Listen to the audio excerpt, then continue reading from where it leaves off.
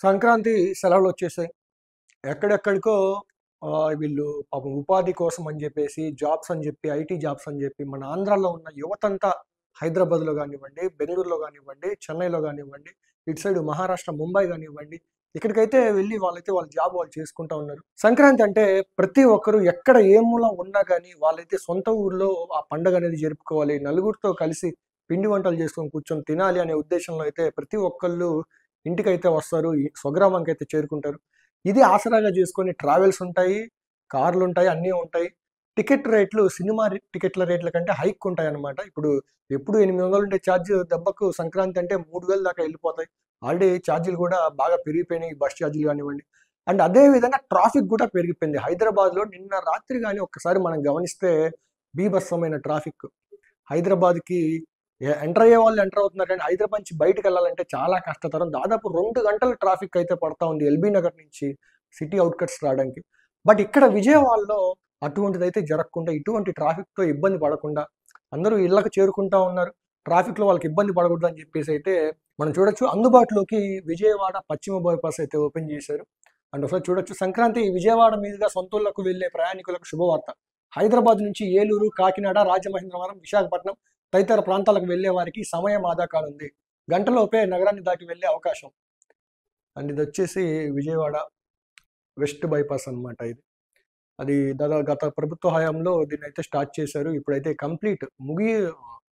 Complete అయ్యే సిట్యుయేషన్‌లో అయితే ఉంది ఈ వెస్ట్ బైపాస్ అనేది. ఒకసారి చూడొచ్చు. హైదరాబాద్ నుంచి వస్తున్న వాహనాలను శుక్రవారం నుంచి విజయవాడ సమీపంలో నిర్మించిన పశ్చిమ బైపాస్ మీదుగా మరలిస్తున్నారు. ఇప్పటిదాకా వాహనాలను విజయవాడ నగరం గుండా వెళ్తున్నందున ట్రాఫిక్ రద్దీ వేళల్లో ఒక్కొక్కసారి 2, 3 గంటల సమయం వెళ్తున్నారు. ఇప్పటిదాకా వాహనాలు విజయవాడ నగరం గుండా వెళ్తున్నందున ట్రాఫిక్ రద్దీ వేళల్లో ఒక్కసారిగా 2, 3 గంటల సమయం పడుతుంది. ఇకపై వారి కష్టాలు తీరనున్నాయి. విజయవాడ శివారులో గొల్లపూడి నుంచి చిన్నౌటిపల్లి వరకు 30 కిలోమీటర్ల మేర కొత్తగా 6 వరుసల బైపాస్ నిర్మాణానికి 2020లో కేంద్ర మంత్రి నితిన్ గడ్కరీ శంకుస్థాపన చేశారు. ఇప్పటికే 90% పైగా పనులు పూర్తయ్యాయి. అక్కడక్కడ విద్యుత్ హైటెన్షన్ వైర్లు తక్కువ ఎత్తులో ఉన్నప్పటికీ వాహనాలు వెళ్లేందుకు ఇబ్బంది లేదని గుర్తించి అధికారులు సంక్రాంతికి వాహనాలు వెళ్లేందుకు ఇబ్బంది లేదని గుర్తించిన అధికారులు. అండ్ అక్కడ చూస్తే గత ప్రభుత్వం జగన్మోహన్ రెడ్డి గారి ప్రభుత్వంలోనే ఇదైతే స్టార్ట్ చేశారు సెంట్రల్ గవర్నమెంట్ వారి ఆధ్వర్యంలో. ఇప్పుడు సిటీలోకి ఎంటర్ అయిపోయి హైదరాబాద్ నుంచి రాజమండ్రి, వైజాగ్, ఈ శ్రీకాకుళం ఇటు సైడ్ వెళ్ళాలంటే విజయవాడ సిటీలోకి ఎంటర్ అవ్వాలి. విజయవాడ సిటీలోకి సంక్రాంతి సీజన్ టైంలో ఎంటర్ అవ్వాలంటే ట్రాఫిక్ హెవీగా ఉంటుంది. ఎక్కువ వెహికల్స్ ఉంటాయి. బట్ ఈ బైపాస్ అనేది అయితే చాలా హెల్ప్‌ఫుల్ అవుతుంది. 2, 3 గంటలు పట్టే ఈ విజయవాడ ఎంటర్ అయిపోయి కంప్లీట్‌గా గన్నవరం దాటేసి వెళ్ళిపోవాలంటే 2, 3 గంటలు ట్రాఫిక్‌లో కొన్ని చిక్కుకోవాల్సిన సందర్భాలైతే గతంలో ఉన్నాయి. బట్ ఇప్పుడైతే అలాంటిదేం లేదు. గొల్లపూడి దాటాక ఈ గుంటుపల్లి దగ్గరలో ఉన్నటువంటి వెంటనే మనం ఒకసారి చూడొచ్చు అది ఇదిగో ఇక్కడ ఉంది.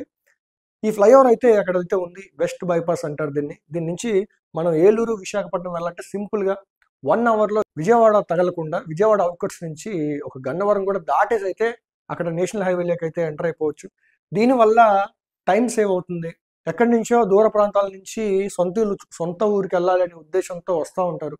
వాళ్ళకి ఇరిటేషన్ ఫీలింగ్ ఉండదు. ట్రాఫిక్‌లో ఇరుక్కున్నాము విజయవాడలో ఇది ఇదని. ఈ ఫ్లైఓవర్ అయితే ప్రస్తుతం ఓపెన్‌లో ఉంది. ఎవరెవరైతే సారీ ఎవరెవరైతే హైదరాబాద్ నుంచి ఇలా వైజాగ్ గానివ్వండి, ఏలూరు గానివ్వండి, రాజమండ్రి గానివ్వండి, ఇలా విజయవాడ మీదుగా వెళ్ళాలనుకునే వాళ్ళు విజయవాడ సిటీలోకి ఎంటర్ అవ్వకుండా ఈ వెస్ట్ బైపాస్ యూజ్ చేసుకొని గంటలో మీరు విజయవాడ సిటీని అయితే దాటేయచ్చు వితౌట్ ట్రాఫిక్ అన్నమాట. ఇదైతే చాలా హెల్ప్‌ఫుల్‌గా ఉంటుంది. ఇప్పుడు ప్రస్తుతం ఉన్న సంక్రాంతి సీజన్ కాబట్టి.